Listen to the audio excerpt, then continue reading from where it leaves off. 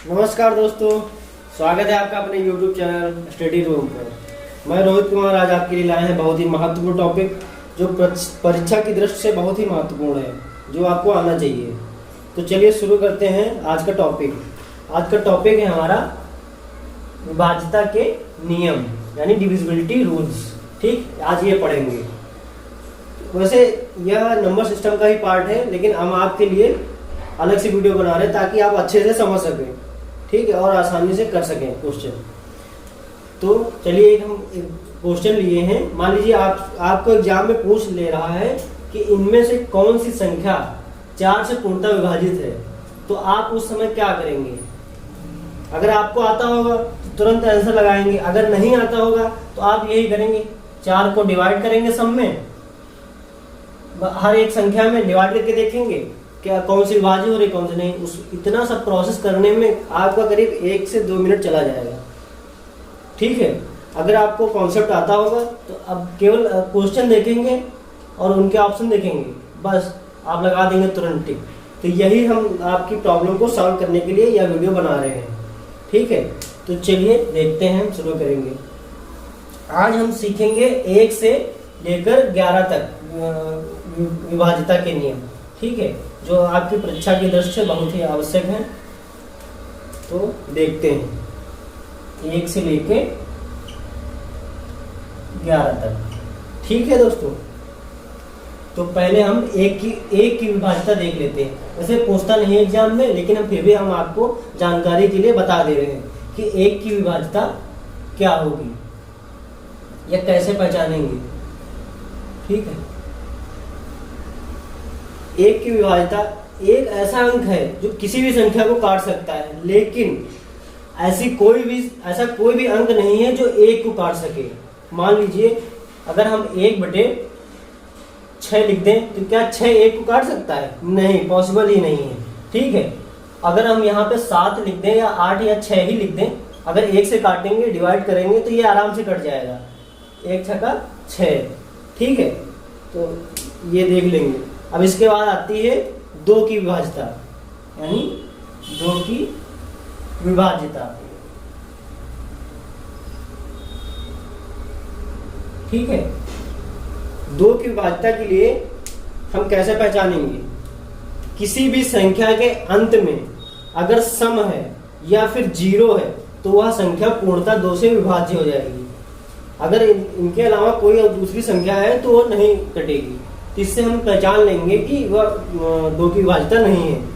Example के देख लेते हैं, जैसे 6 4 3 2 7 और ये 8। तो हम लास्ट का अंतिम अंक देख लेंगे क्या है, 8 है, जो 2 से पूर्णतः विभाजित है।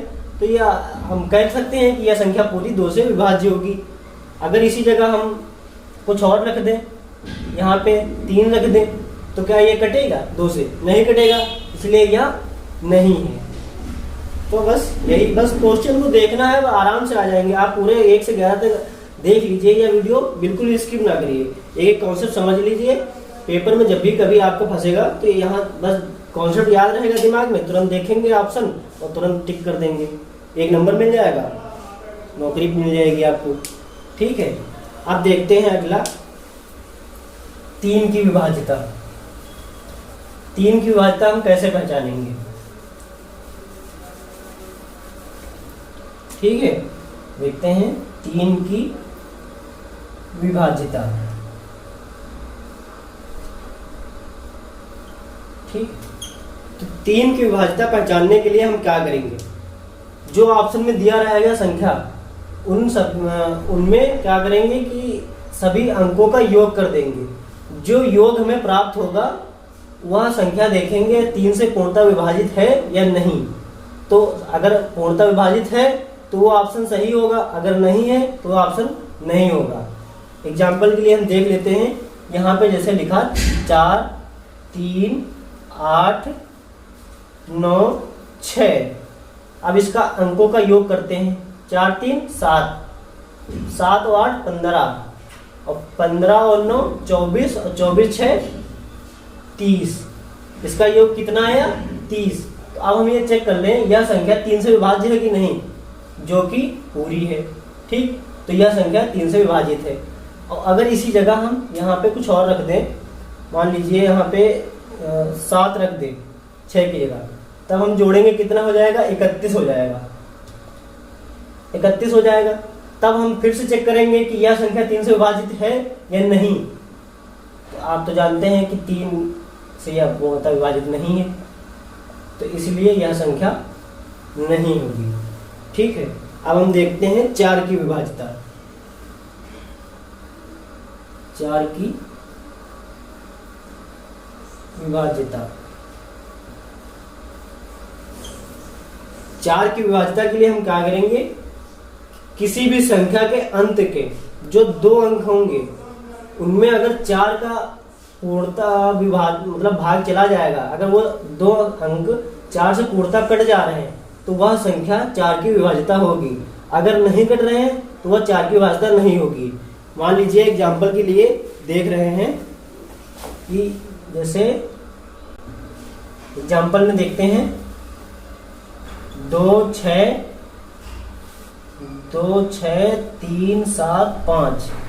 ठीक, अंत के अंक कितने हैं इसमें,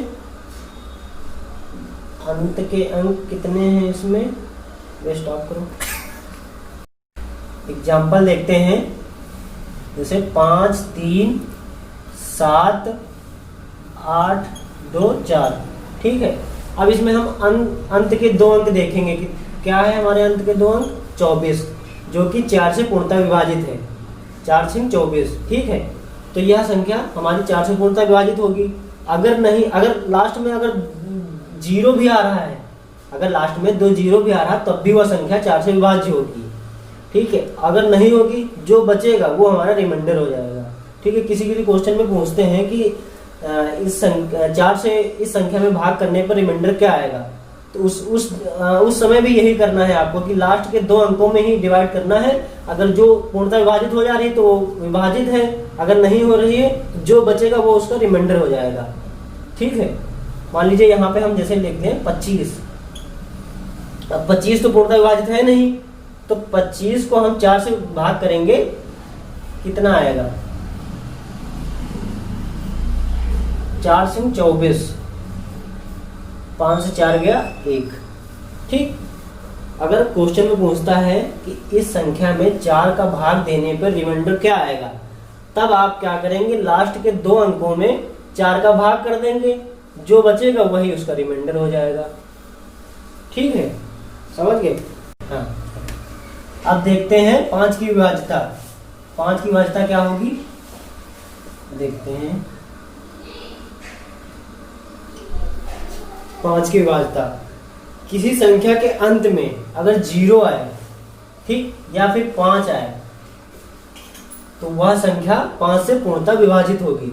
ठीक है, अगर ऑप्शन में दे रखा है कि ये ऑप्शन है आपके, ये ऑप्शन है चारों, इनमें से किस संख्या के कौन सी संख्या है जो 5 से पूर्णतः विभाजित है, तो आप क्या करेंगे, अंत का अंक देखेंगे जिसमें 0 हो या फिर 5 हो। ठीक, अगर वो 0 या 5 है तो वह संख्या हम जान जाएंगे कि 5 से पूर्णतः विभाजित है, तो हम टिक कर देंगे। ठीक है, अब देखते हैं 6 की विभाज्यता। 6 की विभाज्यता,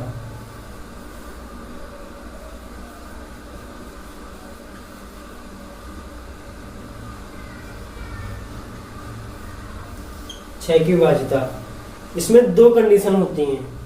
ठीक है, इसमें 2 कंडीशन होती है। वह कंडीशन अगर दोनों फॉलो करेगा कोई संख्या, तभी वह 6 की पूर्णतः विभाजित होगी।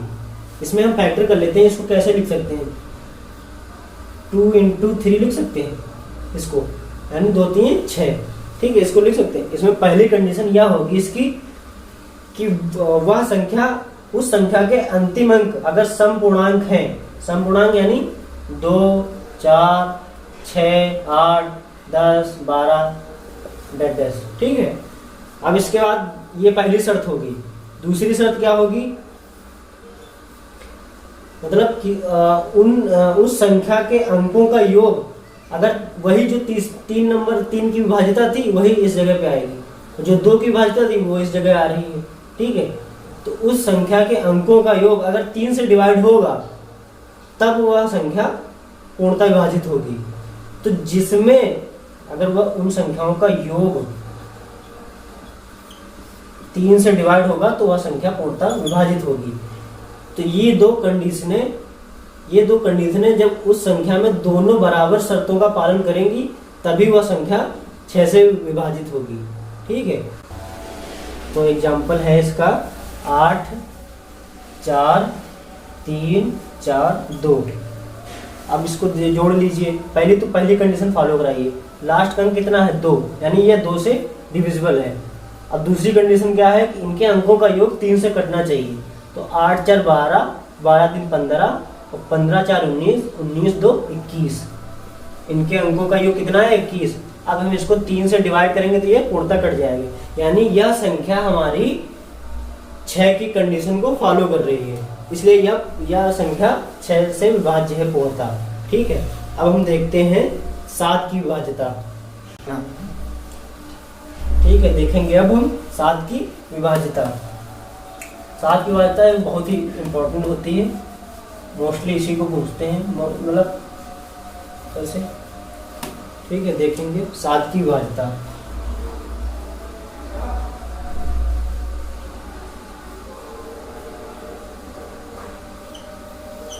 सात की विभाज्यता में क्या होगा, किसी भी एक अंकीय संख्या की 6 बार अगर पुनरावृत्ति होती है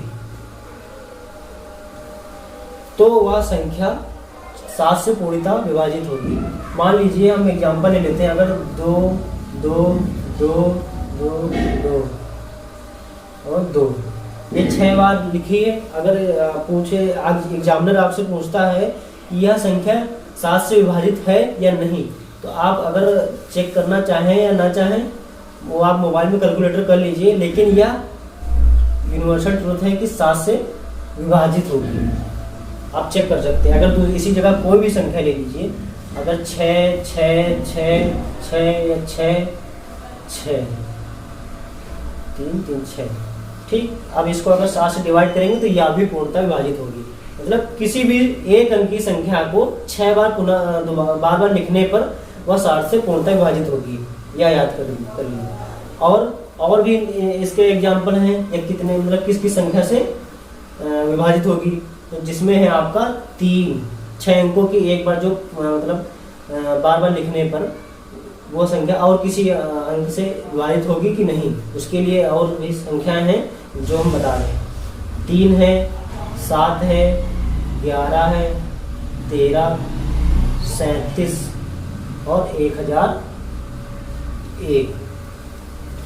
कोई भी 6 अंक की संख्या एक ही अंक की हो, वो 6 बार लिखी हो, तो वह इन नंबरों से पूर्णतः विभाजित होगी।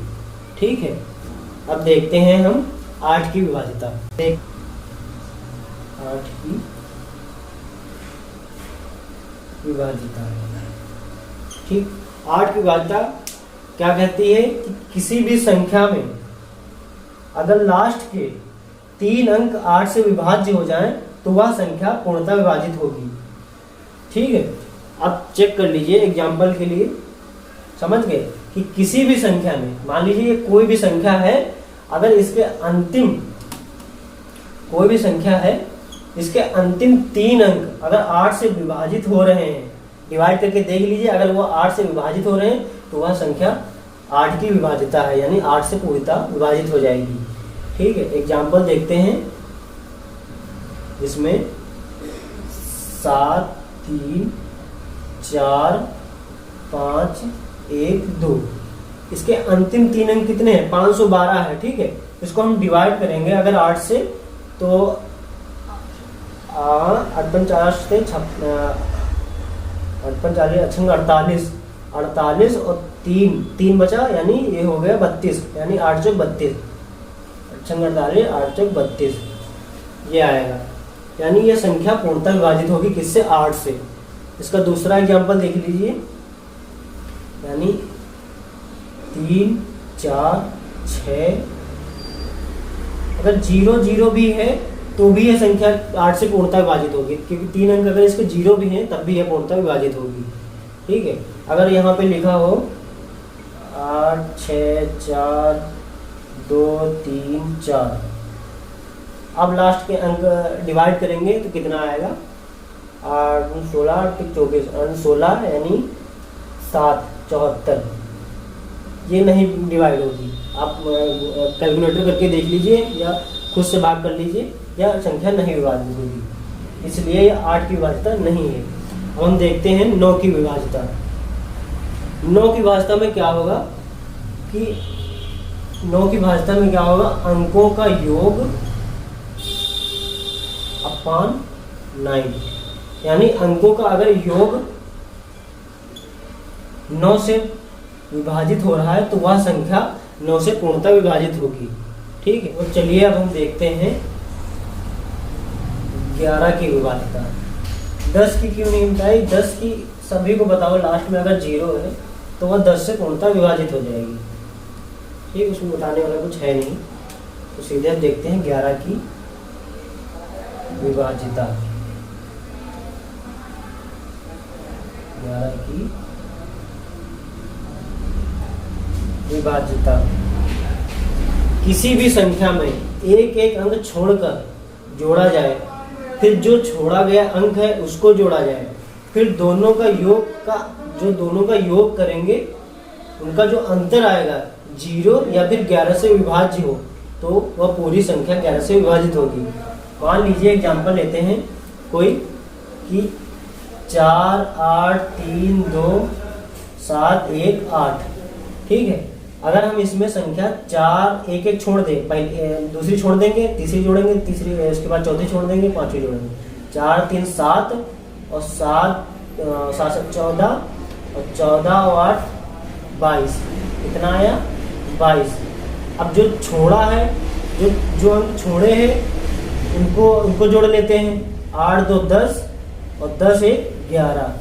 इनके अंकों का मतलब इनका योग करने के बाद इनका आपस में अंतर करेंगे, यानी माइनस करेंगे, फिर देखेंगे कि वह 0 अगर आए तो पूर्णतः विभाजित होगी, अगर 11 से विभाज्य हो रही तो भी पूर्णतः विभाजित होगी, यानी घटाने पे कितना आएगा 11, यानी यह 11 से पूर्णतः, यह संख्या हमारे 11 से पूर्णतः विभाजित होगी। अगर मान लीजिए यहाँ घटाने पे हमारा 0 भी आ जाता तब भी यह संख्या पूर्णतः विभाजित होगी, किससे, 11 से। ठीक है, अब देखते हैं आगे, इतना ही इंपॉर्टेंट है वैसे यहीं तक। आगे जो संख्या है उसमें तुम बना सकते हो, जैसे 12 मान लीजिए लिख दिया तो यहाँ पे हम इसके फैक्टर कर लेंगे, कितना, 4 × 3। तो 4 की जो कंडीशन थी पहले, जो 4 की विभाज्यता होती है वही इसमें भी होगी, जो 3 की होती है इसमें, तो दोनों फॉलो करेंगे वही करेगी। तो आज के लिए यहीं तक, और अगले नेक्स्ट वीडियो में हम आपके लिए क्वेश्चन आंसर करवाएंगे। आपको बहुत ही इंपॉर्टेंट जो क्वेश्चन पूछे गए हैं वो आपको हम करवाएंगे, जिससे आपकी प्रैक्टिस हो जाएगी। तो धन्यवाद, थैंक यू।